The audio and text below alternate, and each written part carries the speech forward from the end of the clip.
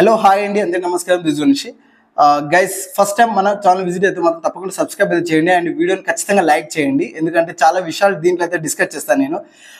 Guys నేను కూడా DSC రాసినటువంటి పర్సన్. సో మనకు ఇక్కడ నేను చాలా గ్రూప్లలో ఉన్నాను. ఈ ఇన్ఫర్మేషన్ ఇంత ఫాస్ట్గా మీ ముందుకు తీసుకురావడం గల కారణం ఏంటంటే విజయ్కి సంబంధించిన సార్ గ్రూప్స్లనే కానీ, లేకపోతే ఆదిలాబాదు, రంగారెడ్డి, సంగారెడ్డి, మహబూబ్ నగర్, నాగర్ కర్నూలు, వనపర్తి, సిద్దిపేట, ఇలా చాలా గ్రూప్లలో నేను ఉన్నాను. సో వాళ్ళ మార్క్స్ అన్నిటి నుంచి నిన్న సాయంత్రం నుంచి షార్ట్ లిస్ట్ చేస్తున్నాను. ఎందుకంటే రెస్పాన్స్ షీట్ తీసుకున్న తర్వాత మనం చేసే ఫస్ట్ పని మనకు కూడా తెలుసు ఏంటిది. సో కీ చూసుకొని ఎవరెవరికి ఎన్ని వస్తున్నాయి, ఆ రెండు కలుపుకొని ఎన్ని వస్తున్నాయి అనేది లెక్క వేసుకుంటాం. సో అట్లా పెట్టినటువంటి స్కోర్ని బట్టి మీకు తీసుకొని మొత్తం అనాలిసిస్ చేసి మీకైతే చెప్తున్నాను. సో మెయిన్గా ఇప్పుడు నేను చెప్పబోయే దాంట్లో 3 అంశాలు ఉంటాయి. ఒకటి వచ్చేసరికి నార్మల్ పర్సన్స్ ఏ స్కోర్ దగ్గర ఉండిపోయినాను, అండ్ మీడియంలో ఎవరెవరు ఏ స్కోర్ వాళ్ళు మీడియంలో మిగిలిపోయినారు, అండ్ సేఫ్ సైడ్లో ఉన్న వాళ్ళు ఎవరు. సో ఇక్కడ మెయిన్ కాన్సెప్ట్ ఏంటంటే ఈ నార్మల్ వాళ్ళు కాంపిటీషన్ ఇవ్వడం అనేది చాలా తక్కువ అయిపోతుంది. సో ఈ మీడియం వాళ్ళు అదర్ సేఫ్ సైడ్లో ఉన్న వాళ్ళు మాత్రమే జాబ్లన్నీ కొట్టుకొని వెళ్ళిపోతారు అనే విషయం మీరు గుర్తుపెట్టుకోండి. ఇది డీటెయిల్గా చెప్పేస్తున్నాను. ఇందులో ఏం దాపరికలు లేవన్నట్టు ఓపెన్గా. ఎస్, ఇక్కడ నేను చెప్పే స్కోర్ కూడా అంటే ఇప్పుడు నేను ఫర్ ఎగ్జాంపుల్ 100 మార్క్స్కు చెప్తున్నాను, టెట్ కమ్ డిఎస్సి రెండు కలిపి చెప్తున్నాను. రెండు కలిపి ఇప్పుడు నేను ఇక్కడ రాసినటువంటి స్కోరు 40, 45, 50, 55, 59 ఏదైతే ఇది ఉందో ఇది రెండు కలిపి నేను రాసినటువంటి స్కోరు. సో ఎవరెవరు ఎంతెంత పర్సెంట్లో మిగిలిపోయినారు, ఎవరు ఎంతమంది కాంపిటీషన్ ఇవ్వగలుగుతున్నారు అని ఇక్కడ చూస్తున్నాం. ఇక్కడ చూడండి, ఇక్కడ మెయిన్గా ఫస్ట్ డీటెయిల్గా వచ్చేసరికి మనకు 40 మార్క్స్ రెండు టెట్ కమ్ డిఎస్సి కలిపితే 40 మార్క్స్, 45 మార్క్స్, 50, 55 మార్క్స్, 59 మార్క్స్ వరకు.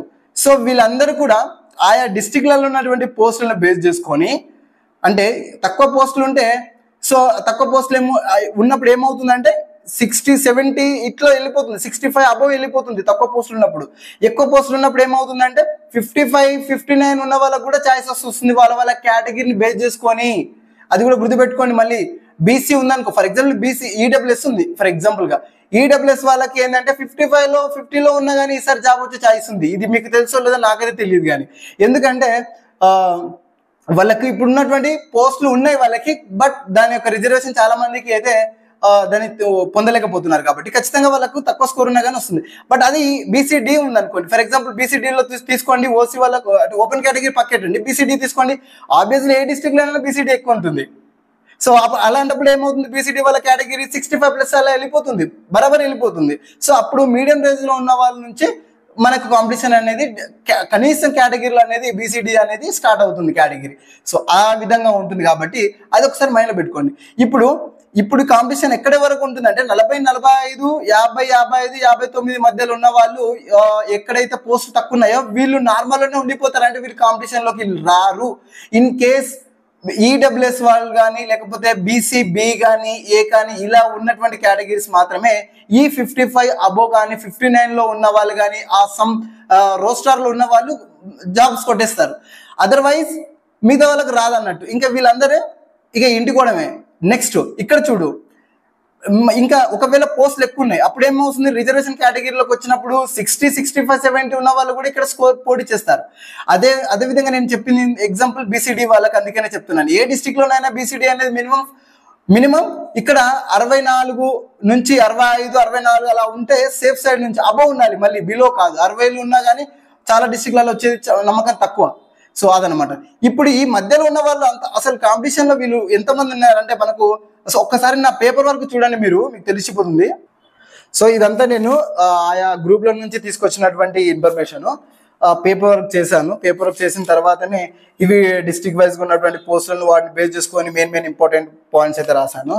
అండ్ కేటగిరీస్ వైజ్గా కొన్ని డిస్ట్రిక్ట్స్ను డివైడ్ చేసి ఎన్నెన్ని వస్తున్నాయి అనేది కూడా ఇక్కడ నేను మెన్షన్ చేశాను.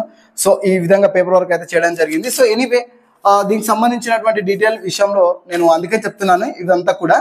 అయితే ఇక్కడ చూడండి, మెయిన్గా ఇక్కడ ఈ మధ్యలో ఉన్న వాళ్ళు మ్యాక్సిమం మనకు ఎక్కడ ఉన్నారంటే 55 మార్క్స్ నుంచి 60% పీపుల్స్ ఇక్కడనే ఉండిపోయినారు. ఇప్పుడు ఈ రిజల్ట్ బట్టి తెలిసింది ఏంటంటే మనకు, ఎందుకంటే పేపర్ అందరికి ఈజీగానే అనిపిస్తుంది కానీ అందరి మార్కులు మాత్రం ఇక్కడనే ఉండిపోయినాయి. ఇది మీరు గమనించుకోండి. మీ మీ గ్రూప్లలో కూడా డిస్కస్ చేయండి. మాక్సిమం ఇప్పుడు ఎవరైనా సర్వే చేసినారు ఉన్నారనుకో ఫర్ ఎగ్జాంపుల్గా, వాళ్ళు చూడండి దాంట్లో కూడా వీళ్ళు మాత్రమే ఎక్కువ పర్సెంటేజ్ ఇక్కడనే 60% మంది వరకు, దాదాపు 55 నుంచి 60% మంది వరకు ఇక్కడనే అయిపోయినారు. అదర్వైజ్ మిగతా పీపుల్ 60, 65, 70లో ఉన్న వాళ్ళు మాత్రము కేవలం మనకు 30 నుంచి 35% మాత్రము మనకు రావడం అయితే జరిగింది. యావరేజ్ చెప్తున్నాను, ఒక 100%కి ఒక 5% అటు ఇటుగా తీసుకొని చెప్తున్నాను. అయితే ఇక్కడ ఈ 30 to 35% మాత్రమే ఇక్కడ నార్మల్గా న్యూట్రల్లో ఉండిపోయినారు. అంటే ఎవరైతే ఇక్కడ ఫైనల్గా 70 అబౌవ్ ఎవరైనా స్కోర్ చేసిన వాళ్ళ పర్సెంట్ కేవలం 10%గా అయితే ఉంది. సో 10 కన్నా తక్కువనే ఉంది, ఇంకా 8% అలా ఉంటుంది. బట్ ఇక్కడ యావరేజ్గా 10% తీసుకుంటున్నాను. సో అంటే ఇక్కడ ఇప్పుడు ఎవరెవరి కాంపిటీషన్ జాబ్స్ అని ఎవరికొవరికి మ్యాక్సిమం వెళ్ళిపోతున్నాయి చాలా డిస్ట్రిక్ట్లలో అంటే 30 to 35% ఎవరైతే కొట్టినారో 60 అబౌవ్ ఉన్న వాళ్ళు చాలా డిస్ట్రిక్ట్లలో ఇక్కడ గెటన్ అయిపోతారు. ఒకవేళ పోస్టులు ఎక్కువగా ఉన్నప్పుడు, ఆయా కేటగిరీలో పోటీ లేనప్పుడు అప్పుడు మాత్రమే, నా పాయింట్స్ చాలా జాగ్రత్తగా వినండి, పోస్టులు ఎక్కువగా ఉన్నప్పుడు ఆయా కేటగిరీలో పోస్టులు మనకు పోటీ లేనప్పుడు అప్పుడు 59, 55 వరకు రీచ్ అవుతుంది. అదర్వైజ్ ఇంకెక్కడికి రీచ్ కాదు ఇది. అందుకని చెప్తున్నాను. సో ఇక్కడ జాబ్స్ ఎవరు సేఫ్ అంటే వీళ్ళు 100% సేఫ్. ఇప్పుడు 70 ఏ డిస్ట్రిక్ట్లోనైనా 70 అబౌవ్ ఉందంటే వాళ్ళు చాలా చాలా సేఫ్. సో 70, 75, 80+ ఉన్న వాళ్ళు 100% వాళ్ళకి జాబ్ వచ్చేస్తుంది. అండ్ ఇక్కడ కూడా ఎవరు ఇంకా సేఫ్ అంటే ఎవరైతే 65 అబౌవ్ ఉన్న వాళ్ళు కేటగిరీతో కలిపి, ఈవెన్ బీసీడీ అసొంటి బీసీడీ కేటగిరీలో కూడా కొంచెం మనకు టఫ్ ఉంటుంది ఏ డిస్ట్రిక్ట్లోనైనా. సో ఇక్కడ బీసీడీ కేటగిరీతో కలిపి కూడా చెప్తున్నాను, 65 అబౌవ్ ఉందనుకో, బీసీడీ పర్సన్ ఉండి కూడా 65లో ఉన్నాడు అనుకో, మ్యాక్సిమం సేఫ్ సైడ్ ఉన్నట్లు, మ్యాక్సిమం 90% సేఫ్ సైడ్లో ఉన్నట్టు ఆ యొక్క పర్సన్. అందుకని ఇగో ఇక్కడ 65 నుంచి అబౌవ్ ఉన్న వాళ్ళు అంటే ఇక్కడ చూడండి, మనం అంటే ఇంత వేరియేషన్ ఉంటుంది. అంటే మనకు రోస్టార్ పాయింట్ ఇక్కడ ఈ జాబ్ని డిసైడ్ చేసేది. ఇక్కడ రోస్టార్ పాయింట్లలో ఇక్కడ 5 మార్క్స్ అంటే ఎన్ని రోస్టార్ పాయింట్ రావాలి, ఎంత స్కోర్ ఉండాలి, ఎంతమంది మనకు వెనక్కి వెళ్ళిపోవాలి, అదనమాట. సో ఇక్కడ ఇంకా మామూలుగా మనకు వేరేది డిస్ట్రిక్ట్లలో చూసుకుంటే కొంచెము రిజర్వేషన్ ఉండి మనకు పోటీ తక్కువ ఉన్నటువంటి కేటగిరీలు ఉన్నాయి. బీసీఏ కానీ, బి కానీ, లేకపోతే ఈ కానీ, లేకపోతే ఈడబ్ల్యూఎస్ కేటగిరీ కానీ, వీళ్ళందరూ కూడా కొంచెం వాళ్ళకు పోటీ అంటే వాళ్ళలో అప్లికేషన్ పర్సన్స్ లేకపోవడం వల్ల వాళ్ళకు ఏమవుతుందంటే స్కోర్ తగ్గిపోతుంది. స్కోర్ ఆటోమేటిక్గా స్కోర్ ఇక్కడ మీన్స్ కట్ ఆఫ్ అనేది తగ్గిపోతుంది. కట్ ఆఫ్ తగ్గిపోవడం వల్ల తక్కువ మార్కులు వచ్చినా కానీ వాళ్ళు గెట్ ఆన్ అయిపోతారు. అంటే ఇక్కడ ఫర్ ఎగ్జాంపుల్ ఈడబ్ల్యూఎస్ వాళ్ళని తీసుకోండి. ఫర్ ఎగ్జాంపుల్ ఈడబ్ల్యూఎస్ కేటగిరీ గురించి చెప్తున్నాను. సో మీకు గుర్తుందా లేదా కానీ లాస్ట్ మొన్న పోలీస్ నోటిఫికేషన్ ఈడబ్ల్యూఎస్ కేటగిరీలో 200కి 80 మార్కులు 70 మార్కులు వచ్చిన వాళ్ళకి కూడా జాబ్ వచ్చింది. ఆ లెక్క ప్రకారంగా 100కి 55, 40లోకి వచ్చినా కానీ జాబ్ వస్తుంది ఈడబ్ల్యూఎస్ వాళ్ళకి ఈసారి. ఇది జగమెరిగిన సత్యం. ఈసారి అయితే మీరు నమ్మండి, నమ్మకపోండి, ఇదే ఫైనల్ ఈడబ్ల్యూఎస్ వాళ్ళ విషయంలో. సో అంటే ఇక్కడ ఏమైతుందంటే ఈడబ్ల్యూఎస్ వాళ్ళలో అప్లై చేసే వాళ్ళ సంఖ్య లేదు కాబట్టి ఉన్న పోస్టులకి కట్ ఆఫ్ అనేది పర్సన్స్ తక్కువ ఉంటారు. ఆబ్వియస్లీ స్కోర్ తక్కువ వచ్చినా కానీ వాళ్ళకి జాబ్ వచ్చేస్తుంది. అందుకని అప్పుడు ఏమవుతుంది, 50లో వచ్చిన వాళ్ళకు కూడా కొన్ని డిస్ట్రిక్ట్లలో ఈడబ్ల్యూఎస్ వాళ్ళకి జాబ్ వచ్చేస్తుంది. హైదరాబాద్ లాంటి వాళ్ళకైతే ఖచ్చితంగా ఎగ్జామ్ అటెంప్ట్ చేస్తే అంటే టెట్ కమ్ డిఎస్సి కలిపి 45, 55 ఉన్నా కానీ డిఎస్సిలో స్కోర్ చేస్తారు. అదే ఈవెన్ రంగారెడ్డి అని ఈడబ్ల్యూఎస్ వాళ్ళకు స్కోరు తక్కువ వచ్చినా కానీ జాబ్ వచ్చేస్తుంది. సో అలా బేస్ అయి ఉంటుంది. ఇప్పుడు ఎస్సీ ఎస్టీ వాళ్ళకు కూడా ఎంత వేరియేషన్ అంటే ఎస్టీ ఎస్టీ వాళ్ళలో చూడండి, ఎస్సీ ఎస్టీ వాళ్ళలో కూడా అనుకుంటున్నారు చాలా మంది తక్కువ కట్ ఆఫ్ ఉంటుందని అనుకుంటున్నారు. నేను నాగర్కర్నూల్ డిస్ట్రిక్ట్ సంబంధించిన కట్ ఆఫ్ చేస్తాను, అప్పుడు మీకు అర్థమవుతుంది ఎలా ఉంటుంది అసలు ఏం కథ అనేది. చాలా నేను డీటెయిల్గా రాశాను, అందుకనే నాగర్కర్నూల్ డిస్ట్రిక్ట్ కూడా. ఎందుకంటే ఆ రోజు ఎగ్జామ్ 23 రోజు జరిగింది ఎగ్జామ్ కాబట్టి ఆ రోజు పేపర్ టఫ్నెస్ నేను కూడా ఆ రోజు రాశాను.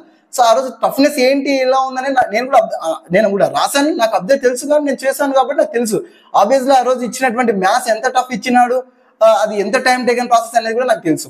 అయితే ఆ రోజు కట్ ఆఫ్ చూస్తే మీకు మిగతా వాళ్ళకి అర్థమైపోతుంది.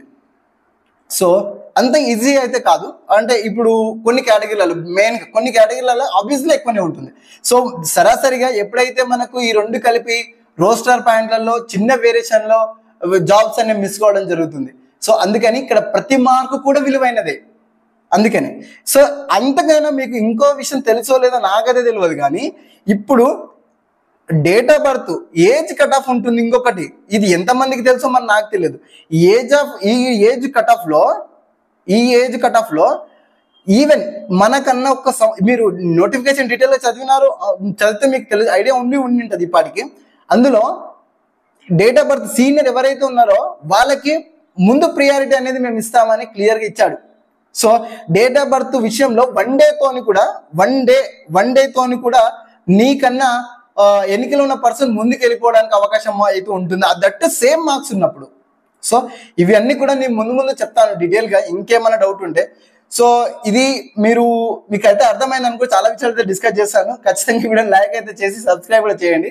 దెన్ మీకు ఇంకేదైనా డౌట్ ఉంటే పెట్టండి, నేను దాని గురించి కనుక్కొని మీకు ఇంకేదైనా అంశాలు ఉంటే డిస్కస్ చేయడానికి ట్రై చేస్తాను. ఓకేనా? Thank you. జై హింద్.